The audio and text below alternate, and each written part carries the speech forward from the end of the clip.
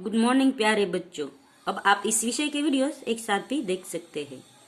इसके लिए वीडियो के नीचे मेरे चैनल का नाम है, तो चैनल में जाके प्लेलिस्ट में जाएंगे तो इस विषय के वीडियोस एक साथ देख सकेंगे। तो बच्चों, आज के वीडियो में हम सीखेंगे हिंदी कक्षा 7 द्वितीय सत्र का पुनरावर्तन 1, जिसका प्रश्न 1 है वो हमने पिछले वीडियो में किया था। आज है दूसरा प्रश्न। तो दूसरा प्रश्न है, रूपरेखा के आधार पर कहानी लिखिए। तो ये एक कहानी है एक चरवाहे की और वो उसकी बकरिया की।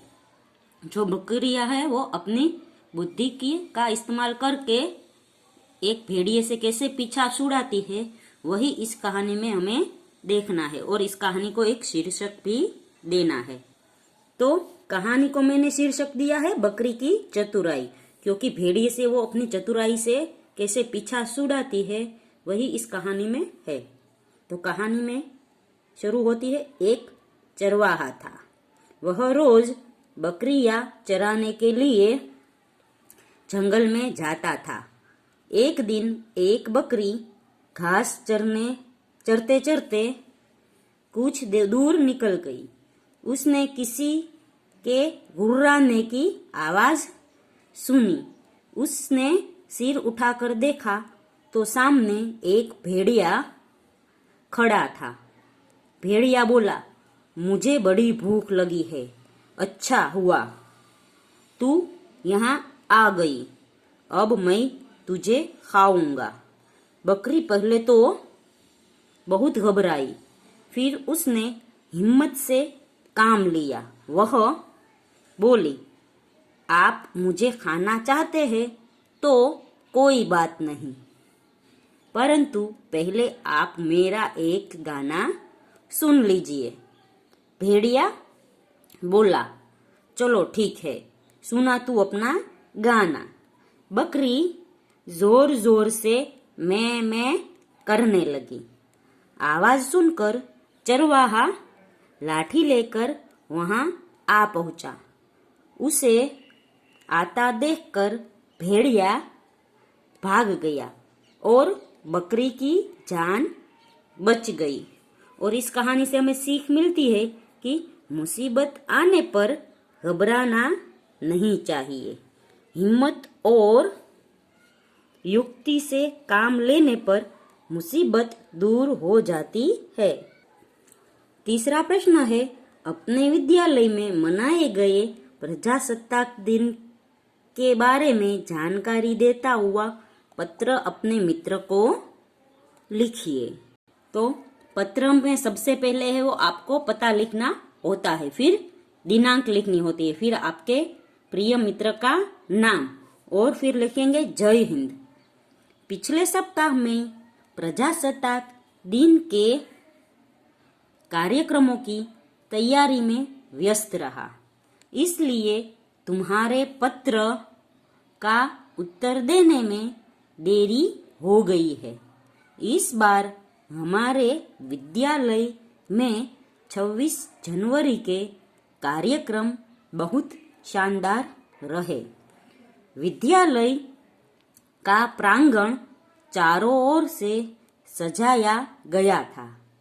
पुलिस कमिश्नर श्री दत्ताजी को विशेष आमंत्रित के रूप में बुलाया गया। उन्होंने ही कार्यक्रम की अध्यक्षता की थी। सुबह 7:30 बजे दत्ताजी ने राष्ट्रध्वज फरकाया। राष्ट्रगीत के बाद अध्यक्ष महोदय ने अपने संक्षिप्त भाषण में हमें प्रजासत्ताक शब्द का अर्थ और इसका महत्व बताया। उन्होंने कहा कि सच्चे और जागरूक नागरिक ही प्रजासत्ताक को सफल बना सकते हैं। इसके बाद विद्यार्थियों ने कई सुंदर कार्यक्रम पेश किए। हम भारत के लाल कार्यक्रम में विद्यार्थियों ने शहीद देशभक्तों को बहुत अच्छी तरह से पेश किया। इसमें मैं भगत सिंह बना था। अंत में हमारे आचार्य महोदय ने अध्यक्ष के प्रति आभार व्यक्त किया। वंदे मातरम के साथ कार्यक्रम समाप्त हुआ। तुम्हारा मित्र राजेश। तो यहाँ पर आपको अपना नाम लिखना है। आगे का 4 नंबर का प्रश्न है, शब्दकोश की सहायता से निम्नलिखित शब्दों के तुरंत पहले और तुरंत बाद में आने वाला शब्द लिखिए। तो ये है शब्दकोश के क्रम में लिखे गए हैं। जैसे गांव के पहले आता है गांभीर्य और गांव के बाद आता है गांवटी। फिर कसाई से पहले आता है कसा और कसाई के बाद आता है कसाकस। 3 नंबर का है हास्य, तो हास्य से पहले हासिल और हास्य के बाद हास्यास्पद। फिर 4 नंबर का है अभ्यस्त, तो अभ्यस्त से पहले असित और अभ्यस्त के बाद अभ्यक्षित आता है।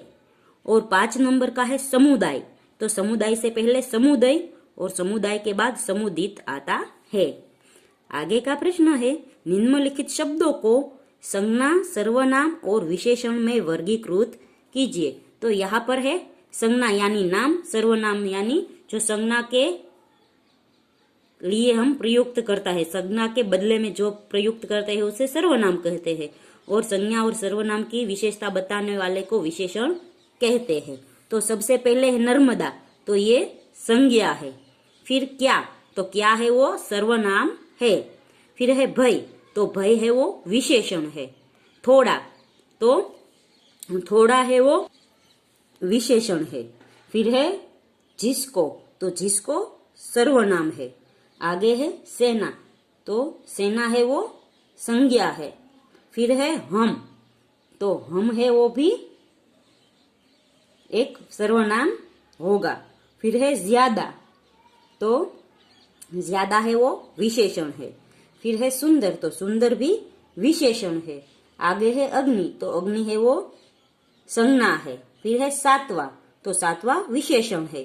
फिर है मनुष्यता, तो मनुष्यता है वो संज्ञा है। फिर है कई, कई है वो एक विशेषण है।